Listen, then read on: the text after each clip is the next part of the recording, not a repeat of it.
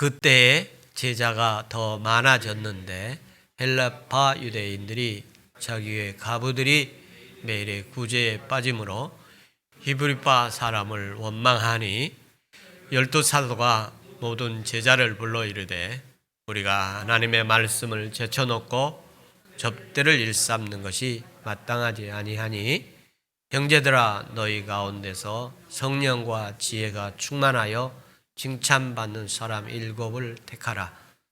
우리가 이 일을 그들에게 맡기고 우리는 오로지 기도하는 일과 말씀 사역에 힘쓰리라 하니 온 무리가 이 말을 기뻐하여 믿음과 성령이 충만한 사람 스데반과 또 빌립과 브로고로와 니가노르와 디몬과 베네다와 유대교에 입교했던 안디옥 사람 니골라를 택하여 사도들 앞에 세우니 사도들이 기도하고 그들에게 안수하니라. 하나님의 말씀이 점점 왕성하여 예루살렘에 있는 제자의 수가 더 심히 많아지고 허다한 제사장의 무리도 이 도에 복종하니라. 아멘. 오늘은 초대교회 위기관리 이런 제목으로 오늘 말씀을 준비했습니다. 오늘 본문은 예루살렘 초대교회에 대한 이야기입니다.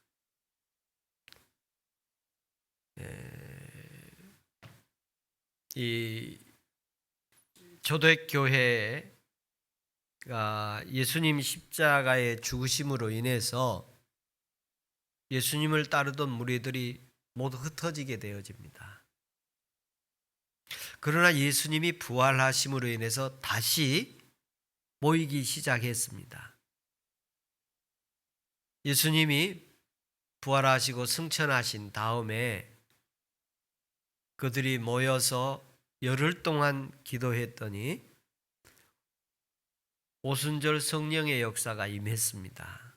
하나님이 약속하신 보혜사 성령님이 그들에게 임하였습니다. 그들이 성령을 받고 하나님의 권능이 임하여서 예루살렘 시내로 나가서 복음을 전했습니다. 그랬더니 예수 그리스도를 믿는 사람들이 많았습니다. 하루를 소개했는데 베드로의 설교를 듣고 3,000명이 침례를 받았더라. 이런 표현이 있습니다. 그리고 5장에 가면 사도들의 설교를 듣고 예수를 믿는 사람들이 허다한 무리더라. 그렇게 표현을 하고 있습니다. 그리고 이들이 믿고 나서 감동을 받아서 자기의 재산을 하나님께 드리기도 하고 또 자기의 소유를 팔아서 드리기도 하는 이런 공동체의 역사가 일어나기 시작을 합니다. 그런 가운데서 하나님의 복음을 전하지만 예루살렘 시민들은 예수님을 십자가에 죽일 때와 크게 달라지지 않고 굉장히 적대적인 또 지도자들은 그 박해를 아주 더 강화시킬 그런 계략을 뒤에서 조종하고 있고 그런 상황 속에서 예수님의 제자들은 모여서 기도하고 하나님의 나라를 증거하는 일에 있어서 이렇게 어려움 속에서도 열심히 해가게 됩니다. 사도행전 7장에 가면 스데반이 순교를 하게 되어집니다. 이처럼 예루살렘 교회의 상황이 만만치 않음을 볼 수 있습니다. 복음을 전하니까 예수님을 믿는 사람은 따르는 사람은 발생을 함에도 불구하고 그 중에서 순교자가 나오는 이런 돌에 맞아 예수님을 전하면 돌에 맞아 죽어야 하는 이런 그 현장으로 굉장히 복음이 활동하기에 열악한 현장이었습니다. 이렇게 어려운 위기 속에서 초대교회가 오늘 본문에서 보면 내부적 갈등도 일어나게 됩니다. 지금 우리 상황에도 전 세계가 코로나 팬데믹으로 모든 삶의 위기가 있고 내일부터 또 코로나와 함께하는 위드 코로나라 해서 교회 안에서도 예배 인원을 2차 접종까지 하는 사람들은 100% 참여할 수 있고 그렇지 않을 경우에는 50% 참여할 수 있도록 이렇게 방역 수칙이 오늘 전달됐습니다만 이런 어려운 상황들이 교회 안에서 또 이런 삶에서 일어나고 있을 때 그러면 교회들 성경에 있는 교회들은 어려움이 있을 때 어떻게 극복해 나갔는가를 찾아보게 되었습니다. 지난 시간에도 제가 디모데에게 목회 현장의 어려움을 어떻게 극복해야 할 것인가 할 때에 그들의 모여있는 집이 교회이다. 그건 하나님의 교회라고 말을 하고 하나님의 교회는 하나님의 가족이고 그리고 하나님의 권속들이고 하나님의 시민들이며 그곳에 진리의 기둥이 되어야 되고 그리고 진리의 터가 되어져야 된다. 그것이 교회 목회 사역에서 어려움을 극복해내는 방안으로 제시를 하고 있었습니다. 그래서 오늘 저는 이 본문 속에서 위기를 우리 삶의 속에서 살아가는 과정 속에서 위기를 어떻게 극복해 갈 것인가 순교자의 삶을 살아가는 그 초대교회에서의 위기를 어떻게 관리해 가는가를 오늘 본문 속에서 찾아보게 되어지는데요. 1절에 보면 그때 제자가 더 많아졌는데 헬레파 유대인들이 자기의 가부들이 매일 구제에 빠짐으로 히브리파 사람을 원망하니 초대교회 그 상황이에요. 그 교회 상황인데 이 초대교회 예루살렘 교회 이야기인데요. 아마 이때 교회는 갑자기 막 몇천 명, 몇만 명이 이렇게 아마 6장쯤 갔을 때는 학자들이 얘기하기를 약 한 2만 명 정도가 모였지 않았느냐 뭐 그렇게 얘기도 해요. 3,000명, 5,000명 뭐 이렇게 있었으니까 많았으니까 한 뭐 몇만 명 될 것이다 그런 얘기도 합니다만 정확한 숫자라면 최소 120명 마가이 다락방에 있었지요. 그 다음에 3,000명 숫자가 나오지요. 그리고 또 허다한 숫자가 이렇게 있기 때문에 아무리 안 모였어도 3,000명은 되는 거예요. 3,000명이라는 숫자는 작은 숫자는 아닌데요. 하나님께 그들이 모여있는 가운데 서로 구제하는 이들이 중심했던 일이 있는데 그 구제하는 일을 했다 이렇게 표현되어 있어요. 요 가운데 몇 가지가 나오는데요. 1절에 보면 제자가 더 많아졌는데 이런 표현을 합니다. 제자가 그러니까 예수님을 이렇게 믿는 무리들을 표현하는데 사도행전에서 보면 믿는 자 또는 무리, 제자들, 사도들 이렇게 표현되어집니다. 그러니까 제자들이 많아졌다는 것은 단순히 사람이 많아졌다는 얘기가 아니에요. 그러니까 초대교회가 예수 그리스도의 부활하시고 성령을 체험한 사도들이 복음을 전하는데 듣고 예수를 믿고 따르면 순교자가 나와요. 돌에 맞아 죽어야 되는 상황 속에서 제자들이 나왔다는 거예요. 단순히 믿는 사람 정도가 아니라 제자라는 것은 모든 것을 자기의 것을 버려두고 예수님을 따르는 사람들이었어요. 세상을 내려놓고 주님을 따라가는 사람들이 제자의 수가 많아졌다. 예수님에 따르는 수가 많아졌다. 이거는 예수님의 그 제자들이 많아진 것은 교회의 매우 좋은 성장의 모습으로 보여집니다. 그리고 그 안에 내부적 구성원들이 있는데 크게 이렇게 두 걸로 나누어져 있어요. 오늘 본문에서 보면 헬라파 유대인과 그리고 히브리파 사람들이 있었다. 그러니까 유대인들 안에 헬라파 유대인들이 있었고 히브리파가 있었는데 히브리파들은 본래 유대인들의 내려오는 전통적인 히브리파 거기 안에서 바리사파도 있고 사두개파도 있고 여러 가지 파가 있습니다만 통칭적으로 표현했을 때 히브리파는 주류의 사회예요.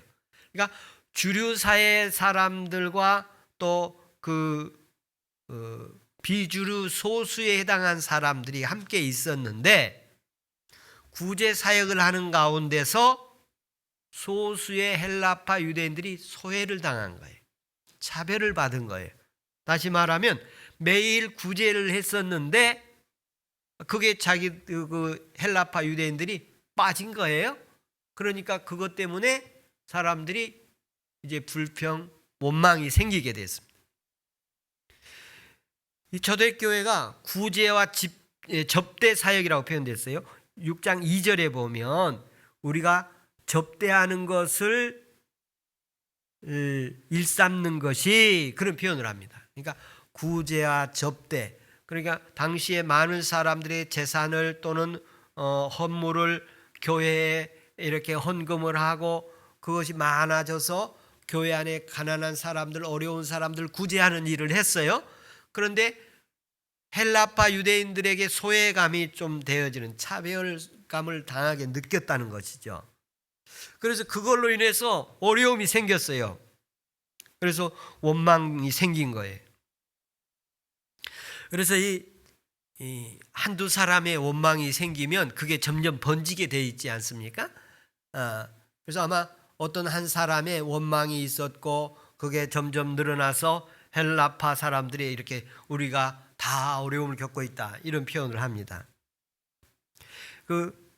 이 사람들에게는 사실 그 하루하루 먹고 사는 게 굉장히 어려운 상황이었으니까 그것에 대해서 불평, 불만, 원망이 생겼겠지요. 이 구제는 매일 먹는 문제이지 않습니까? 매일 먹는 문제. 제가 설교를 준비하면서 이렇게 보니까 지금 브라질에 이 코로나 확진으로 인해서 노숙자가 3배인가 늘었다고 그러더라고요. 그래서 이 식량을 구하고 먹고 사는 게 굉장히 어려워졌나 봐요. 그래서 어떤 일들이 있느냐면 자기 집을 팔아서 노숙 생활을 하면서 그 집 판 걸로 우선 생계 유지를 하는 사람이 인터뷰한 건데, 집은 없어도 살 수 있지만 먹을 것은 없으면 살 수가 없어서 집을 팔아서 먹을 것을 지금 노숙 생활을 하면서 텐트 하나 가지고 아이들하고 살면서 학교 보내고 집 팔아서 먹는 걸 하고 있는 그런 상황이라고 해요. 요즘에 그 오징어 게임이라고 그 뭐 우리나라에서 만든 그 넷플릭스에서 이렇게 방영하고 있는 드라마가 아주 유명한데 거기에 참가하는 사람들이 모두가 어떤 돈이 없어서 돈 문제로, 먹을 것 문제로, 그 주인공 같은 경우는 어머니 병들어서 병원비 마련하기 위해서, 또 자기 딸이 이혼해서 사는데 자기 딸이 이제 어려움에 처해 있는데 딸 도와주고 싶은데 돈이 없어서 돈 마련하러 게임에 참가하는 것이죠. 이런 것처럼 세상에 살아가는 동안에 초대교회에 전체적으로 봤을 때 일부의 소수의 사람의 먹는 문제가 큰 문제였어요. 소수의 이 음식 문제가 큰 문제가 됐어요. 당사자들에게는 큰 문제예요, 그게. 그런 것처럼 이 시대의 사람들 사정들이 각각 당사자에게는 다 큰 문제들이 있을 수 있다는 것입니다. 그것이 먹는 문제에 있을 수도 있고, 그러면 진짜 그건 큰 문제예요. 우리가 살아가는 동안에 당장 우리가 먹는 것이 없다면 이건 가장 큰 문제 가운데 하나예요. 초대교회가 부흥되어 갔고 제자의 수가 많아졌지만 그 안에 이런 문제가 있었습니다. 이것을 더 우리의 삶의 여정 속으로 또 진리 안으로 이끌어 간다면 우리가 여러 가지 문제들이 있지만 생명의 말씀이 우리 안에 없다면 그건 진짜 큰 문제입니다. 영적으로 살아가는 여정 속에서 생명의 양식이 내게 있기를 바랍니다. 단순히 성경이 아니라 생명의 양식이 되기를 바라고, 하나님의 말씀이 단순히 음성이나 어떤 환상이 계시가 아니라 생명의 양식이 되기를 바랍니다. 이것이 없다면 우리에게 이런 절박한 큰 문제입니다. 그러면서 이런 문제가 생기니까 뭐 어떤 사람은 집을 팔아서 양식을 구하기도 하고 어떤 사람은 목숨을 내놓고 어디 가서 게임을 하기도 하고 이런 일들이 있는 것처럼 이제 저도 그런 상황이 닥치면 어떤 해결을 해보기 위해서 노력하지 않습니까? 그래서 초대교회가 그 일에 대해서 어떻게 하는가 하면 2절에 보면 이렇게 표현됩니다. 12사도가 모든 제자를 불러 이르되 우리가 하나님의 말씀을 제쳐놓고 접대를 일삼는 것이 마땅치 아니하니, 이런 그 상황이 되어 있음을 알게 되어집니다. 뭐 상황을 모를 수도 있는데 이렇게 알게 되었다는 건 참 다행한 일이에요.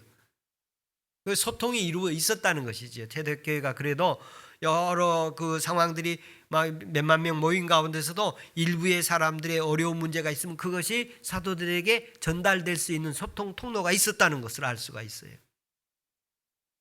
그래서 12사도가 제자들을 불러 모았습니다. 12사도가 제자들을 불러 모아갔다. 이 말은 공동체 문제를 함께 고민해보자, 서로 의논하게 되어지고 서로 얘기하게 되고, 문제가 있으면 서로 의논할 수 있는 사람이 있기를 바랍니다. 문제가 있으면 내 문제 있는데 이렇게 좀 기도 부탁합니다, 이렇게 얘기할 수 있는 사람이 있기를 바랍니다. 이 사도들이 제자들을 이렇게 불러서 우리 이제 이런 문제가 있는데 어떻게 했으면 좋을까 하고 제자들을 불렀습니다. 여러분의 삶의 여정 가운데 어려운 이야기를 들으면 불러서 만나서 이야기할 수 있는 사람이 있기를 바랍니다. 사람이 살아가는 동안에 제가 그 뉴스 가운데 그 영국에서 나온 그 기사 내용입니다만, 요즘 이 사회에서 어려움으로 인해서 여성들의 문제가 외로움, 남성들의 문제가 고립감, 이 두 가지로 표현을 했더군요. 그런데 고립감이나 애로움이라는 것은 어떤 문제가 있을 때 누구에게 말할 수 없고 누구에게 이야기를 한 사람하고 어떤 한 사람하고 마음 터놓고 얘기하고 문제를 가지고 의논할 수 없을 때에 애로움이 있고 고립감을 느끼고, 그런데 이 사도들의 사역 가운데서는 제자들을 불러서 의논할 수 있게 되어집니다. 그리고 그 문제에 대해서 서로 소통을 하게 되고, 그러면서 결론을 내리죠. 하나님의 말씀을 제쳐놓고 우리가 접대를 일삼는 것이 마땅치 않다. 이 말씀을 제쳐놨다, 이 말은 뭐냐면 하나님의 말씀을 아예 무시했다 이런 말이 아니고, 우선순위를 어디에다 두었었느냐 하면 우선 구제하는 일에, 우선 접대하는 일에 우선 뒀다는 것입니다. 그 예루살렘 교회가 갑자기 많아지는 그런 상황 속에서 교회가 하는 일이 우선 어려운 사람들을 돌보고 그들에게 베푸는 일을 먼저 했다는 거예요. 그리고 보니까 문제가 생기는 거예요, 이거에 대해서. 그래서 이게 마땅치 않구나. 현재 구제와 접대하는 이것이, 우리가 이렇게 하고 있는 것이 마땅치 않다. 자신들에게 문제가 있는 것을 알게 되고, 그리고 그 상황을 진단하고 상황 파악이 되어지고, 그리고 이거 뭔가 우리가 좀 개선을 해야 되겠구나. 그래서 이때 문제가 구제 문제고, 그리고 원망이 나타나는 이런 문제가 있고, 그래서 나도 원망하는 것이 무엇이 있는가?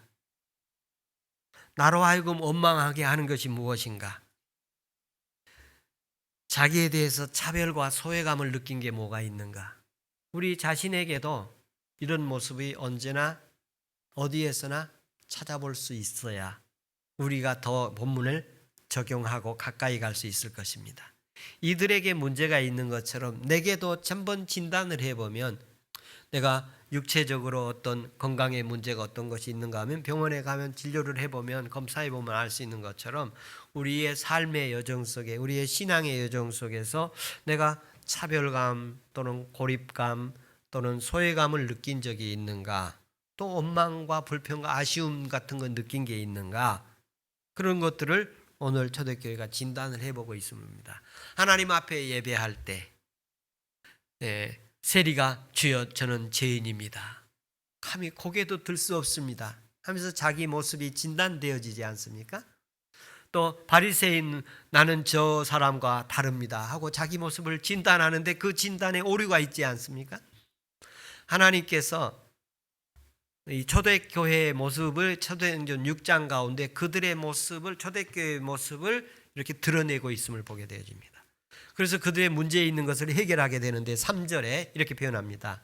형제들아 너희 가운데 지혜가 충만하여 칭찬받는 사람 7을 택하라. 우리가 이 일을 그들에게 맡기고. 여기에서 보면 형제들아 이렇게 표현합니다. 형제들아. 그러면서 여기서 성령의 사람을 세우게, 이 대처 방안 가운데 3가지를 제가 준비했는데요. 그 가운데 하나가 뭐냐면 성령의 사람을 세우는 거예요. 제도를 바꾸는 게 아니었어요. 그보다 사람을 바꾸는 거였어요. 어떤 사람으로 바꾸느냐면 거기에 알맞은 사람으로 바꾼 거예요. 오늘 본문에서 이렇게 표현하고 있어요. 성령과 지혜가 충만하고 칭찬받은 사람을 세우겠다. 그렇게 표현하고 있어요. 그러니까 거기에 어떤 사람을 세우느냐면 성령의 사람을 세우고 모든 사람들로부터 좋은 평판을 가진 사람을 세운 거예요.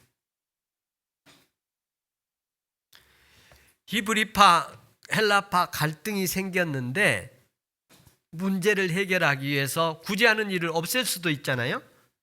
그런데 더 좋은 방안을 찾을 수도 있잖아요. 그런데 사람을 바꾸고 있음을 볼 수 있어요. 사람을.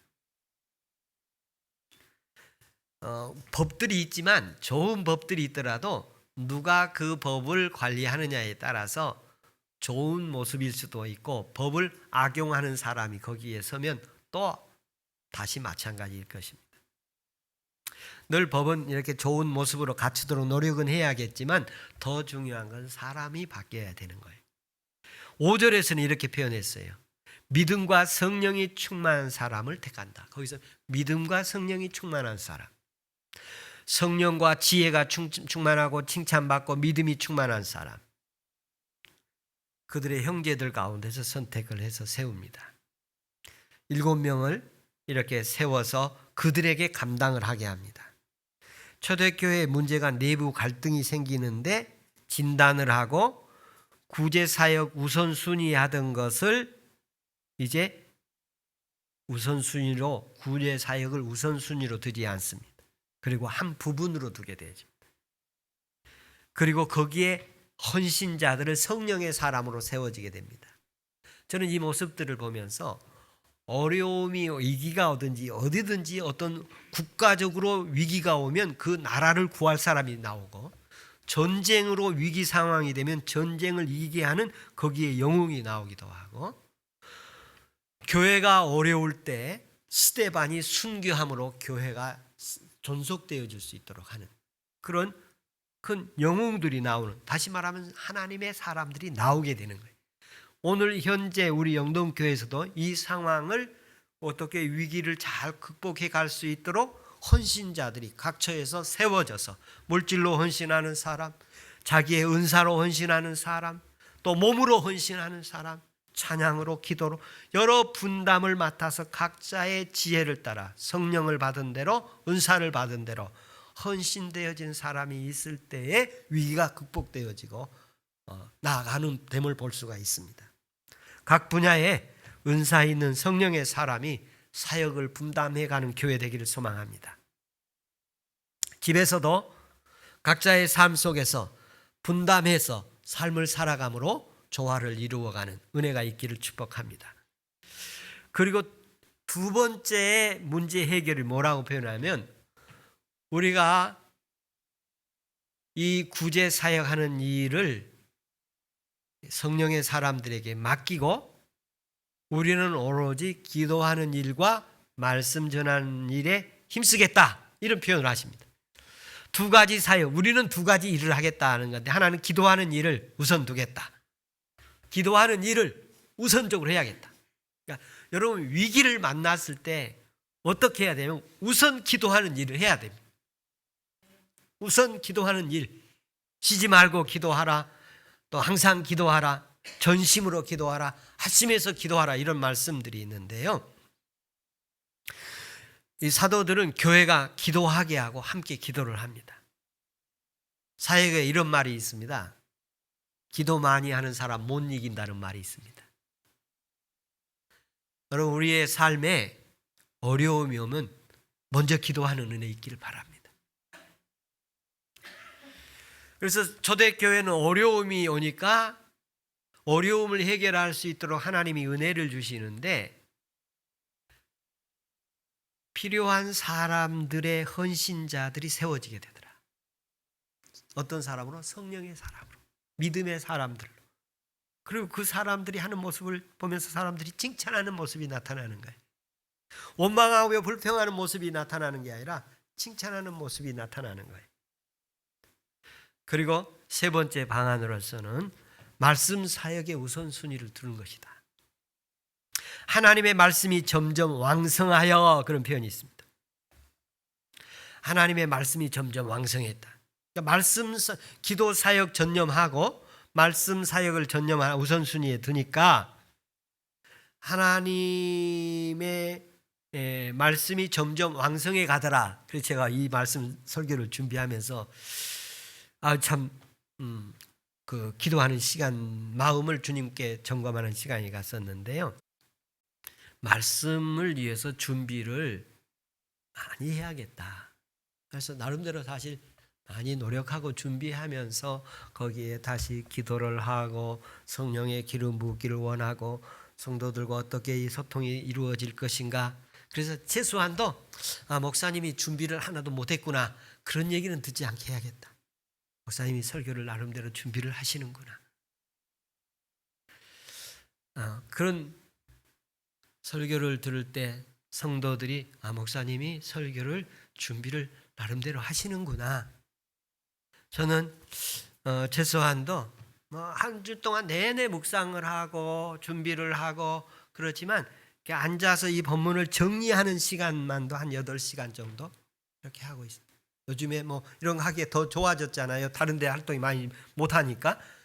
그런 모습들을 제가 보면서 가지고 있습니다. 초대교회의 위기관리 능력은 성령의 사람, 믿음의 사람이 나타나서 동역을 해주시는 거예요. 하나님의 교회라면 하나님의 사람들이 나타나서 협력할 사람들이 세워질 줄로 믿습니다. 우리 예배 가운데 이쪽 부분은 우리 희준이, 희성이가 책임지고 있어서 제가 마음이 든든합니다. 네, 든든합니다. 하나님께서 은혜를 내려주시고, 그래서 어떤 상황에도 우리가 다른 것 제쳐놓고 구제하고 이런 것들 하는 게 아니라 오로지 말씀과 기도에 전념하리라. 이 말씀처럼 아무리 바쁘고 힘들더라도 우선 먼저 기도하는 사역을 해야 돼요. 그리고 하나님 말씀 사역을 해야 된다. 어떻게 결과가 나오느냐 하면 하나님의 말씀이 점점 왕성하여지니까 사람들이 점점 많아지는 이런 역사가 있는데요. 7절에 보면 하나님의 말씀이 점점 왕성하여 예루살렘에 있는 제자의 수가 더 심히 많아지고 허다한 무리, 제사장의 무리도 그 이도에 복종하니라, 이렇게 표현했는데요. 하나님의 말씀이 점점 왕성해졌다. 하나님의 말씀을 듣는 사람이 예수님 따르는 제자들로 바뀌는 거예요. 접대가, 구제가 교회 문제를 해결해 주지 않고 하나님 말씀이 오로지 집중되어질 때 문제를 해결해 줌을 볼 수가 있어요. 문제가 기도를 통해서 해결되고 문제가 하나님 말씀을 통해서 해결됐어요. 구제나 접대는 문제를 발생시켰어요. 근데 성령의 사람이, 믿음의 사람이 이 사역을 할 때 문제가 해결되어지고 기도와 말씀 사역이 이렇게 집중되어질 때, 우선순위를 둘 때 문제가 해결되었어요. 예루살렘 교회 수가 더 심히 많아졌다. 1절에 보면은 제자가 많아졌다 표현했는데 7절에 보면 제자의 수가 더 심히 많아졌다 이렇게 표현되어지고 있습니다. 그리고 끝부분에 제사장의 무리도 도에 복종하니라. 제사장이 누구냐면 유대교의 제사법에 따라 예루살렘 성전에서 제물을 가져오면 거기에서 제사를 지내는 사람들이지 않습니까? 그 사람들이 예수님을 따르는 제자가 되었다는 거예요. 그러니까 유대교 신자가 예수님 따르는 신자가 된 거예요. 이거 놀라운 변화죠. 그래서 이 다른 쉽게 말하면 아주 극단적 표현을 하면 다른 종교의 사람이 예수를 따르는 사람으로 변화되었다 이렇게 표현할 수도 있겠어요. 유대교는 예수 그리스도의 그 모습을 메시아를 기다리던 사람들이에요. 근데 그것을 진정으로 알고 예수님을 따르는 사람이 되었어요. 그 당시 유대 사회에서는 굉장히 어려운 일이에요. 예수를 처형했고 그 배후에 누가 중심되어 있냐면 대제사장들이 중심이 되어 있지 않습니까? 그런데 거기에 제사장들이 예수님에게 제자가 되겠다고 따라 나오는 것은 이건 그 사회의 아주 근본이 바뀌는 이런 모습들로 볼 수가 있습니다. 하나님께서 우리의 삶의 여정에도 나름대로 원망과 소외감과 차별, 나름대로 어떤 문제들이 있을 수 있어요. 그런데 그 문제를 성령이 해결하게 하시고 믿음이 해결되게 하시는 은혜 있기를 바라고, 그리고 기도가 해결되게 하시고 하나님의 말씀이 해결되게 하신 은혜 있기를 축복합니다. 기도하겠습니다.